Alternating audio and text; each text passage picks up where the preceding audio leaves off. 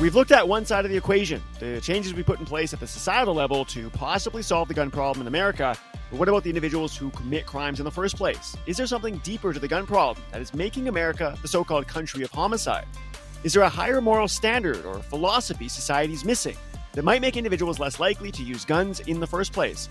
I argue there is a real utility to morality, and that in addition to putting in place a tangible solution like a well-regulated militia, there might also be a moral solution society needs to embrace. This is the bonus talk for You Can't Save America by Being an Informed Citizen.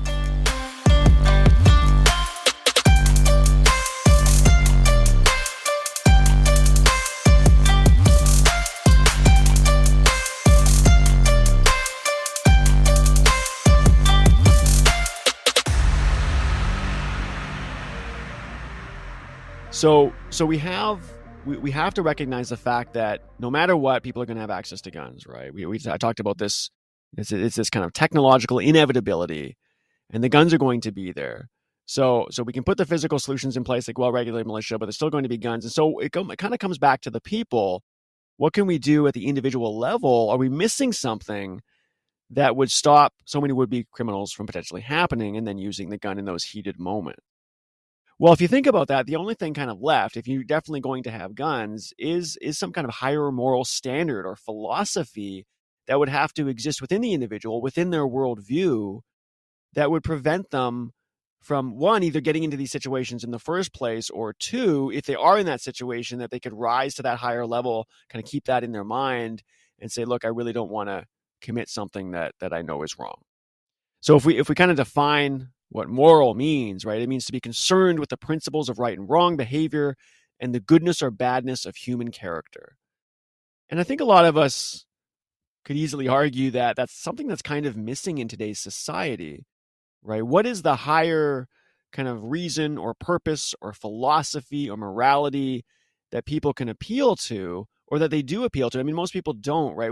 And I think a lot of that has to do with, we kind of live in a world where we make our own truth. We live in a world where we make our own success, right? We have that narrative very much baked into society. I mean, it's up to you. It's up to the individual, and you need to climb that corporate ladder or climb whatever ladder in society to become all you can be. Kind of rags to riches stories.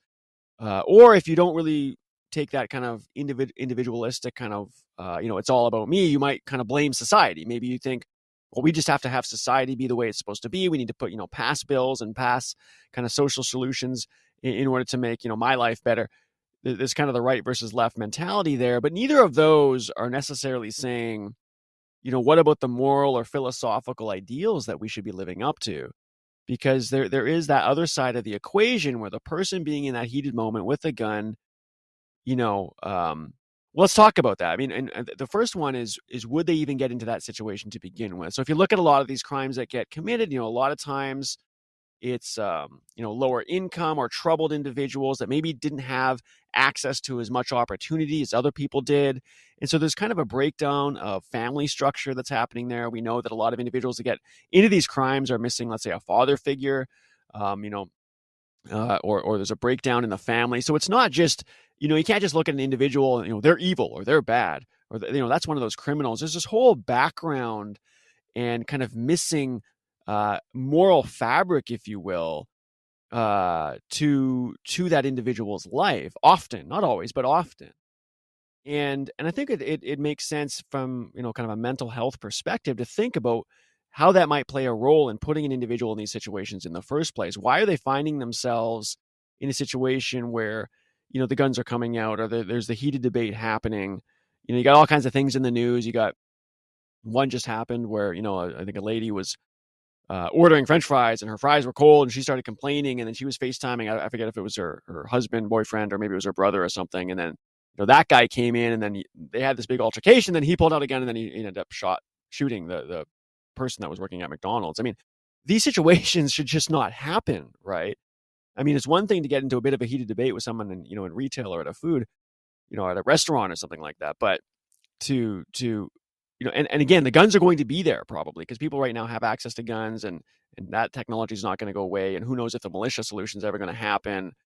So why did that situation happen? There must have been something about that individual from an upbringing perspective, a lacking kind of a proper moral compass perspective, a mental health perspective that would allow himself to get into that kind of altercation and then let alone bring out a gun and end someone's life, or potentially the person's in a coma right now, I think, but potentially end someone's life. Okay, so I think when you realize that guns are going to be there no matter what, and these situations are going to happen, the only thing left to kind of on the individualistic side as a solution is to think that there must be some kind of philosophy or higher moral standard that people can live up to help them, to help people raise people, one, to kind of understand those values, to kind of be concerned with the principles of right and wrong and the goodness and badness of human character, and to kind of live up to that as an ideal. And that might potentially at the individual level stop people from getting into these situations in the first place. And even if you are in heated debates, to kind of center yourself and, have that kind of calm, kind of moral, philosophical kind of way about you that might help people in general. And we don't usually talk about solutions like this. People will say something, well, yeah, mental health, or, there's no fathers or something. And, families are breaking down, and they kind of leave it at that.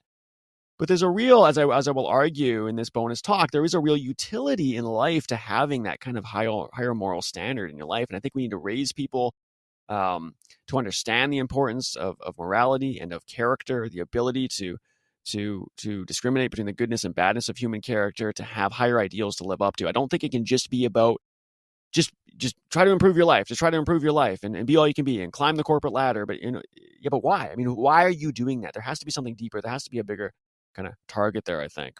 So that's we can debate about what that means, the philosophy, the moral character. Obviously, religious people will say, well, it's probably, their religion is what is grounding there.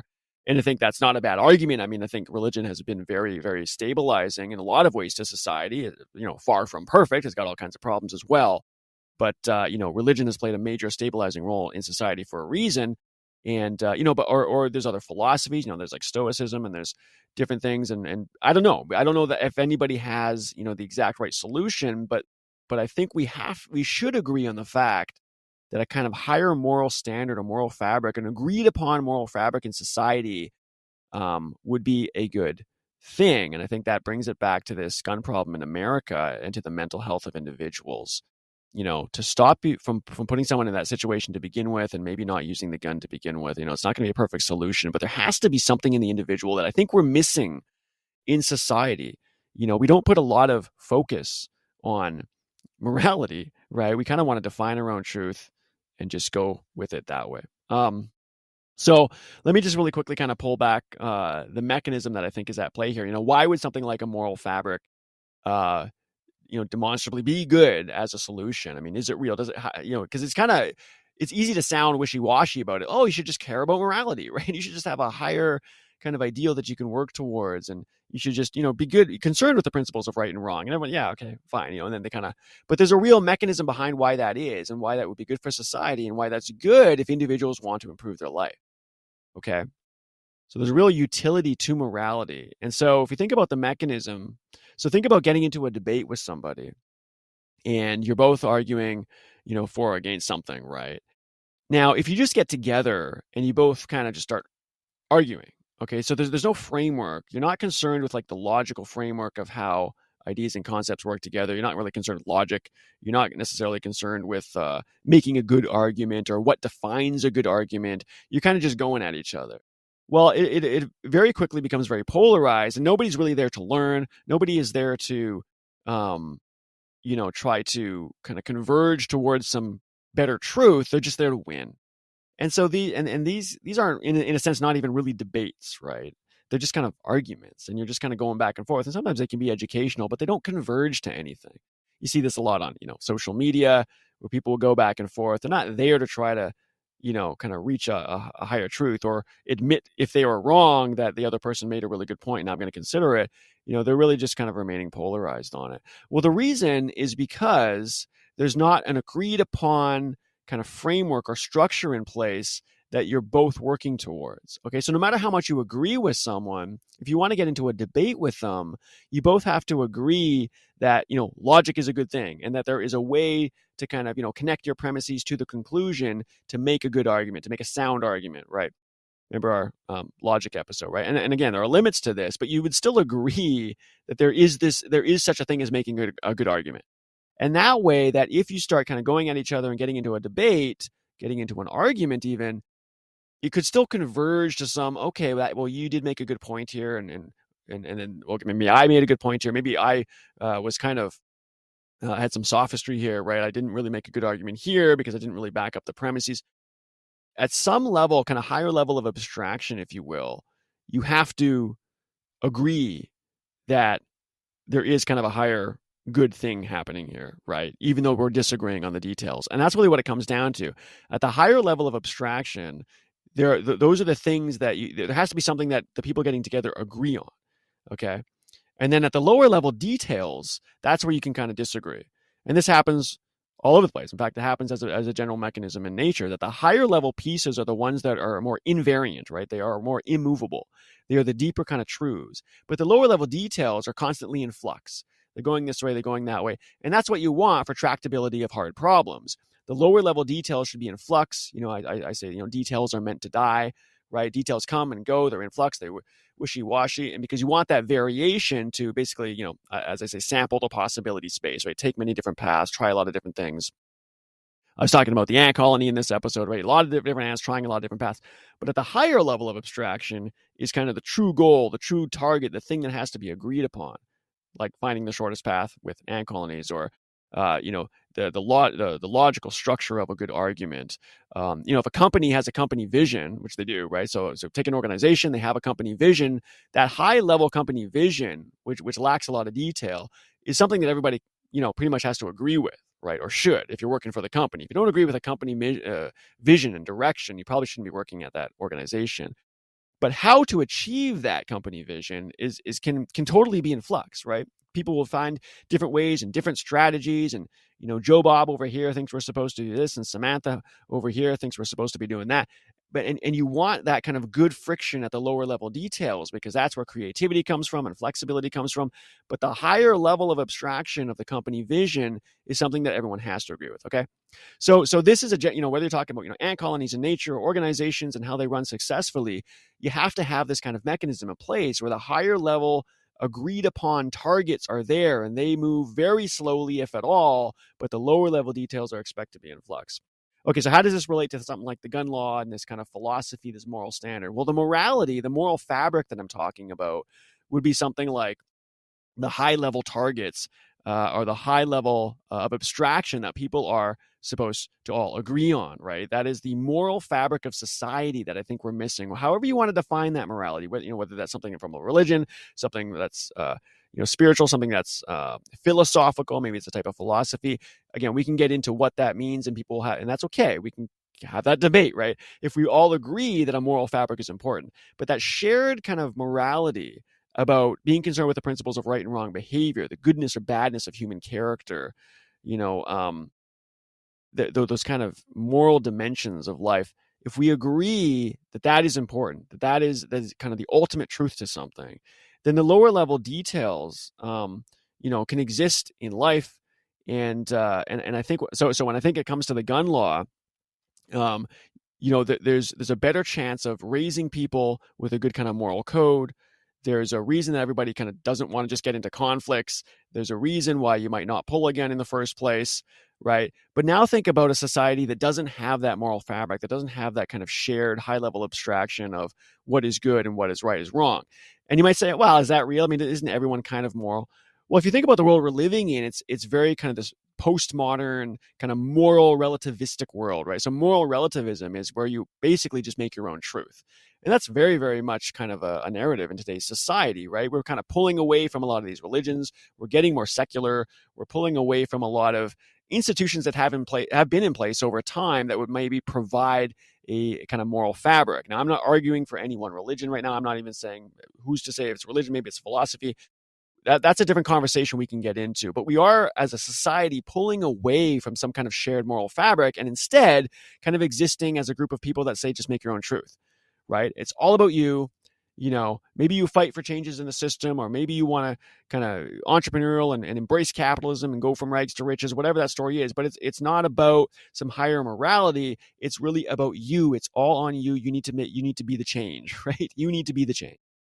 And so a lot of, and not all of that is bad, of course, but a lot of that is related to this moral relativism where you're not the problem with you making your own truth is now it's not anchored on anything. Everything is in flux. So if you go back to that mechanism I was talking about, you have the high level kind of targets, right? The high level ideals where everybody has to agree on something, and then the low level is in flux. Well, with moral relativism, everything is just in flux, and there's no high level thing that's being agreed upon.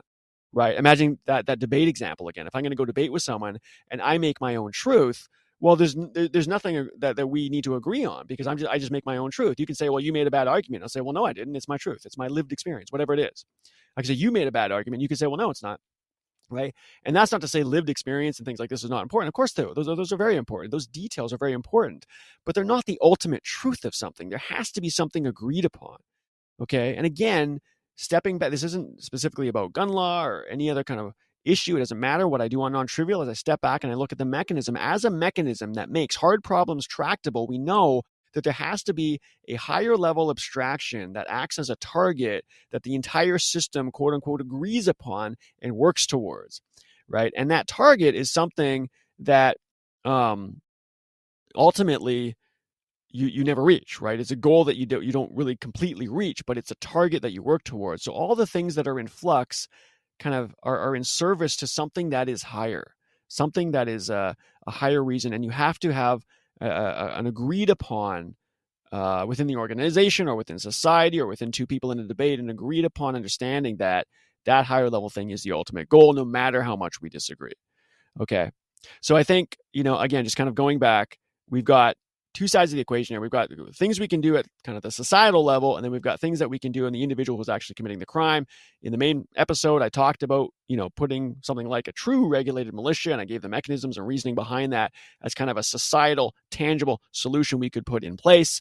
And then I said, now let's go to the other side of the equation, which is the individual actually committing the crime. Is there anything we could do there? Okay.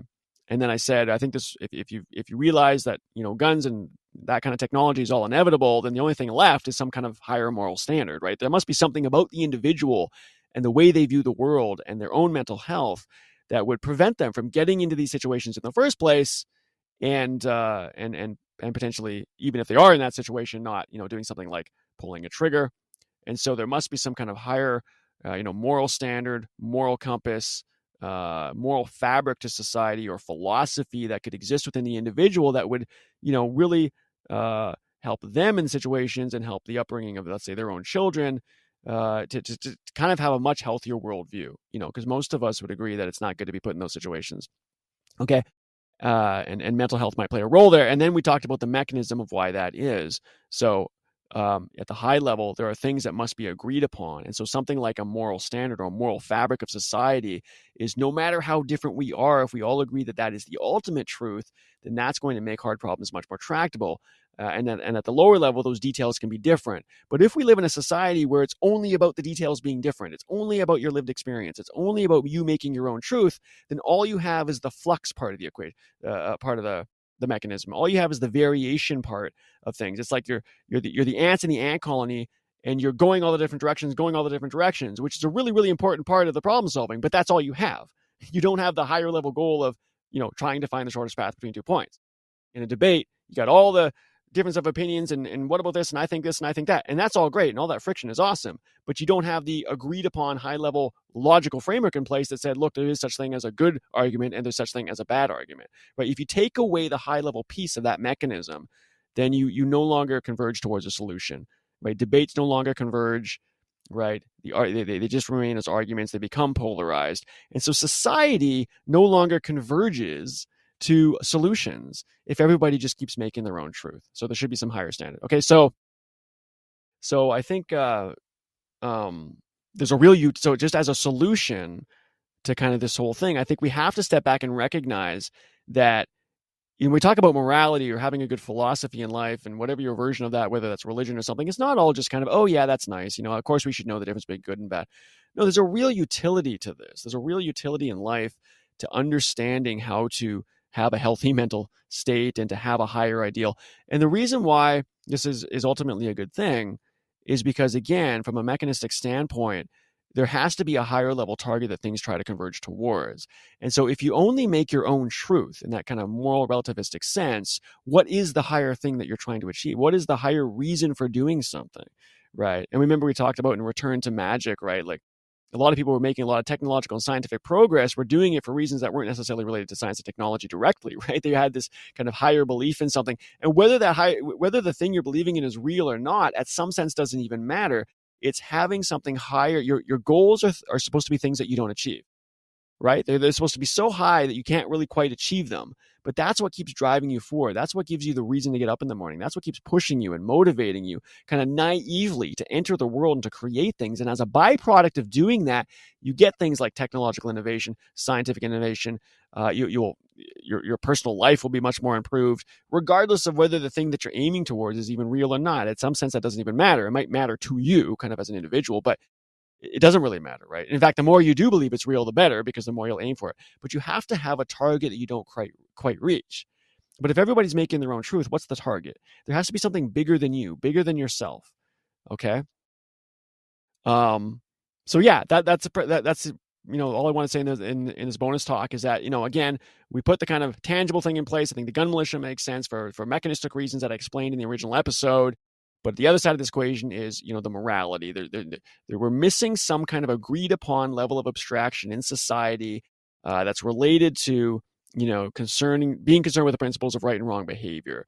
And an individual should have the constitution within themselves not to pull the trigger, and the upbringing within a society that teaches them, the difference between right and wrong, and not as a wishy-washy, happy-go-lucky thing, but as a real utility to their life. Okay. I again, just think about that mechanism. Things have to have high level targets, and they have to have the differences and the flux. And if you remove one of those, you're in trouble, right? You can go the other way. You can say, hey, I've got a business, and let's say, if I've only got the high level targets and I have no differences, I have no diversity in my company, I have no, really good variation. Well, it doesn't matter. Those high level targets are going to be useless, right? Like if all you had was morality, and you just took a super hard stance on it, and you almost, in a draconian sense, enforced the morality on people, right? And I think this is where some religions can actually get into trouble historically, if they try to enforce the morality on people and they don't allow for the differences and the different ways that morality could be expressed. That's no better. That's going to be a problem as well.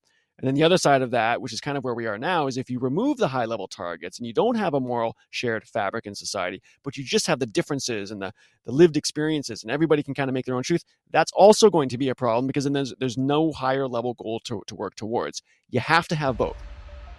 That's all for this episode's bonus talk. Until next time, you're listening to NonTrivial, the podcast that uncovers the patterns that help you understand and navigate our complex world.